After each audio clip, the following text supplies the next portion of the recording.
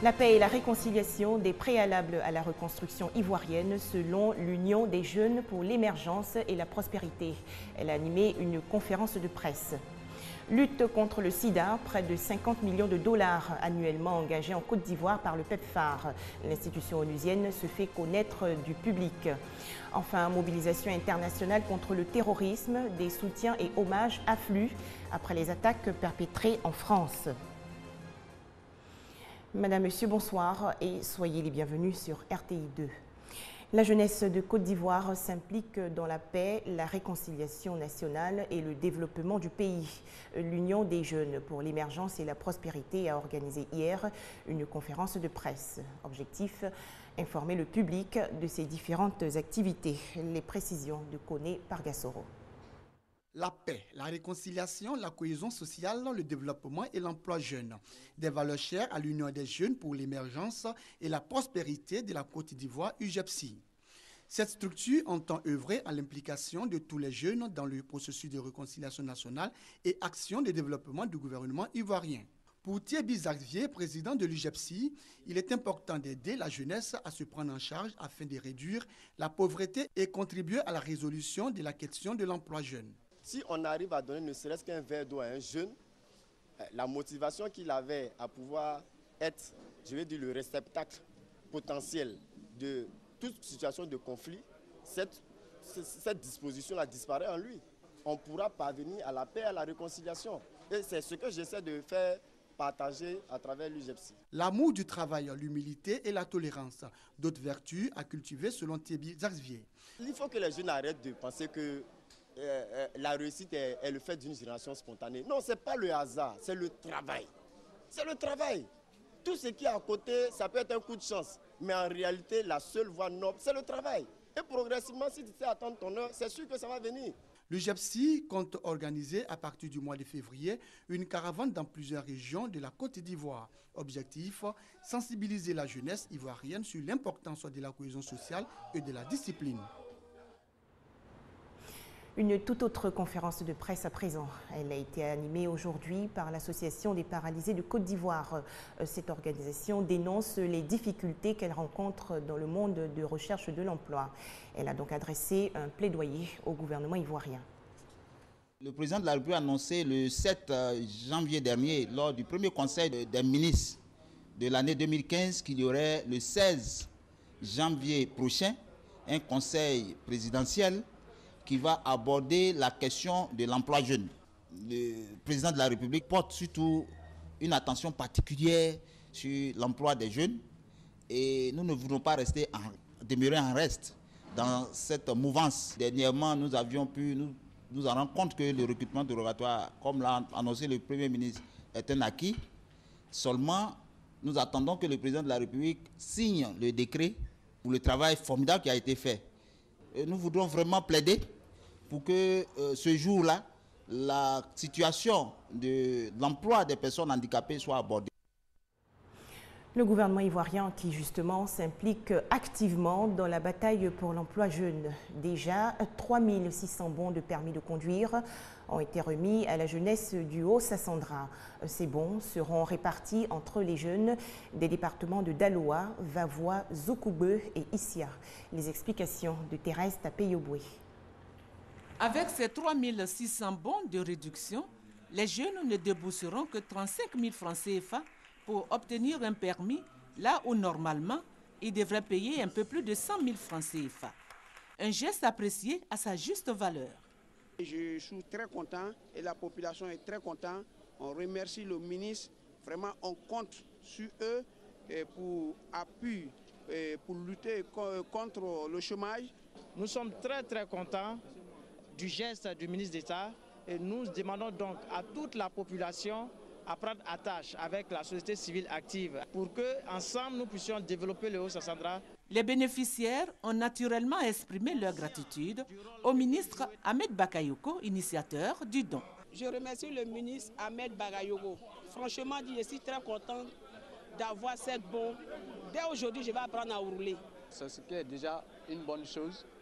Et ça peut aussi diminuer le chômage et ça peut aussi apporter le développement du Haut-Sassandra. Ces bons de permis de conduire devrait permettre à ces jeunes, qui sont pour la plupart au chômage, de se trouver un emploi. Les établissements scolaires de la région du Bélier démarrent l'année 2015 du bon pied. Ils ont en effet reçu récemment 1000 tables bancs. C'est un don du programme des Nations Unies pour le développement. L'institution onusienne veut ainsi améliorer les conditions de travail des enseignants et apprenants de la région. Les précisions de Brahima Doumbia de RTI Bouaké. Les besoins en table banc dans la direction régionale de l'éducation nationale et de l'enseignement technique de la région du Bélier s'élèvent à 12 000 tables bancs. Seulement 4 000 sont disponibles, soit un manque de 8 000 tables bancs. Pour pallier ce déficit, le Conseil régional du Bélier, conduit par le ministre d'État Jano Aoussou-Kouadio, a sollicité l'appui du programme des Nations Unies pour le développement PNUD. En réponse à cette demande, le PNUD vient d'offrir 1000 tables bancs d'une valeur de 24 millions de francs CFA aux établissements primaires et secondaires de la région du Bélier. Nous mettons l'accent sur l'éducation parce que cela figure dans le programme du président de la République, le président Alassane Ouattara, qui fait de l'éducation des Ivoiriennes et des Ivoiriens la pierre angulaire, l'édification de la Côte d'Ivoire entière. Un peuple éduqué est un peuple qui regarde dans l'avenir. L'éducation est un secteur clé. Une bonne partie du budget de l'État est consacrée à ce secteur. Mais encore une fois, il y a des besoins, il y a des déficits. C'est la raison pour laquelle nous avons pensé apporter ce concours, comme nous le faisons dans d'autres secteurs de l'économie de ce pays. Ces tables bancs ont été répartis comme suit. 250 tables bancs pour Didier Vie, 170 pour Djekanou, 250 pour Toumoudi et 330 pour Thiébissou. On s'interroge à présent. Connaissez-vous le PEPFAR? C'est un plan d'aide d'urgence à la lutte contre le sida à l'étranger que l'ex-président américain George Walker Bush a lancé en 2003. Pour mieux faire connaître ce programme, l'ambassade des États-Unis en Côte d'Ivoire a organisé récemment une téléconférence. Le VIH-Sida est un problème de santé publique. En Côte d'Ivoire, selon le ministère de la Santé et de la lutte contre le sida, le taux de prévalence est de 2,7% en 2014. Des chiffres qui inquiètent le plan d'aide d'urgence à la lutte contre le sida PEPFAR. Une téléconférence est donc initiée par les responsables du PEPFAR en vue de mettre en exergue le rôle de cette structure dans la lutte contre le sida en Côte d'Ivoire. Ce qui nous permettra de travailler de manière très étroite avec les différents gouvernements, la société civile, pour s'assurer non seulement que les gens soient testés, 300 000 enfants seront touchés par le nouvel investissement. On cherche à maintenir une population en bonne santé qui a l'occasion à participer dans une économie qui marche bien. Pour résoudre la question du sida, plusieurs actions sont menées par le PEPFAR. Nous avons un programme avec beaucoup des aspects. Nous travaillons dans la prévention de l'épidémie, nous travaillons dans les soins et traitements, soit appuyer au niveau technique, soit appuyer la mise en œuvre des services cliniques. Et nous soutenons aussi des efforts pour le renforcement des systèmes de santé. On travaille avec les gouvernements. Le 26 janvier prochain se tiendra à Johannesburg, en Afrique du Sud, une rencontre entre le PEPFAR et les structures de lutte contre le sida. Objectif, apporter des solutions pour lutter efficacement contre cette maladie. Un reportage de Grace Kando et Cynthia Saouré. Nyakaramandougou, dans la région des Savanes, célèbre aujourd'hui les acteurs de la filière coton. Les meilleurs d'entre eux ont reçu des distinctions pour la période 2012-2014. Voyez ce reportage. Plus de 600 producteurs demeurés fidèles à la compagnie ivoirienne pour le développement des textiles CIDT ont été célébrés dans le cadre de la coupe coton qui reprenait son élan après 2 ans d'interruption. Et ce grâce à la concrétisation de la parole donnée par le président de la République, Alassane Ouattara, qui, de passage à la CIDT, lors de sa visite d'État dans la région de Béké, a promu l'appui de l'État à la filière coton. Les retrouvailles de Niakara ont lieu après celles de Favois, Morondo, Marandala, Tafire, Mankono, Dianan Village et Tieninkoui. Les deux campagnes 2012-2013 et 2013-2014 qui ont vu leurs meilleurs producteurs, organisations professionnelles agricoles, encadreurs et les partenaires récompensés. J'ai semé le coton à la bonne période, j'ai suivi tous les conseils des encadreurs et j'ai traité convenablement les plantes. C'est ce qui me vaut ce prix. J'ai une petite portion à côté de son champ. À 16 heures, lorsqu'il nous libère, je me rends dans mon champ de coton pour travailler. J'exhorte les femmes au travail pour le développement de la Côte d'Ivoire. Le directeur général de la CIDT a salué les efforts de tous avant de dire que son objectif majeur est de faire de notre pays le premier producteur de coton dans la sous-région ouest africaine. Je voudrais féliciter et de manière solennelle nos parents producteurs pour leur fidélité à l'entreprise CIDT. Vous avez attrapé, chers parents, la queue de la souris.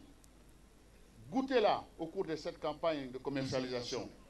Et puis vous aurez toute la souris dans les années à venir. La CIDT qui cible 35 000 tonnes de coton-graine pour la campagne de commercialisation en cours ambitionne atteindre les années à venir 100 000 tonnes. On faisait le point avec Kader Sogodogo de RTI Bouaké. Ailleurs en Afrique, une série d'attentats à la bombe aujourd'hui au Nigeria. 2 morts, dont un policier dans l'explosion d'une voiture dans le nord-est du pays. Selon les autorités nigérianes, le véhicule se trouvait aux portes d'une station de police pour un contrôle de sécurité. Et un peu plus tôt, dans la même région, au moins 19 personnes ont péri lorsqu'une bombe fixée sur une fillette a explosé dans un marché de Maïdougouri. Il n'y a pour l'instant aucune revendication. On a frôlé le pire aujourd'hui en Turquie. La police a désamorcé une bombe artisanale près d'un centre commercial à Istanbul, la plus grande ville du pays. À noter que la bombe a été découverte dans un colis suspect grâce à un passant qui a aussitôt donné l'alerte. Enfin, de nombreuses manifestations en hommage aux 17 victimes des attaques qui ont endeuillé la France ces derniers jours. Elles se font à travers le monde. L'Afrique d'abord exprime sa solidarité. En Côte d'Ivoire, la ministre de la Communication, Maître Afoussiata Bambalamine, et des journalistes se sont rassemblés à Abidjan.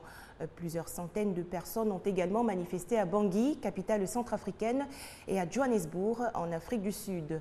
En France, ce sont plus de 700 000 personnes qui se sont rassemblées aujourd'hui dans plusieurs villes. Toutes ces manifestations interviennent à la veille d'une grande marche prévue à Paris demain, 11 janvier, avec la participation du président François Hollande et de nombreux dirigeants étrangers. Voilà, c'est la fin de cette édition. Moi, j'aurai le plaisir de vous retrouver très bientôt, toujours sur RTI2.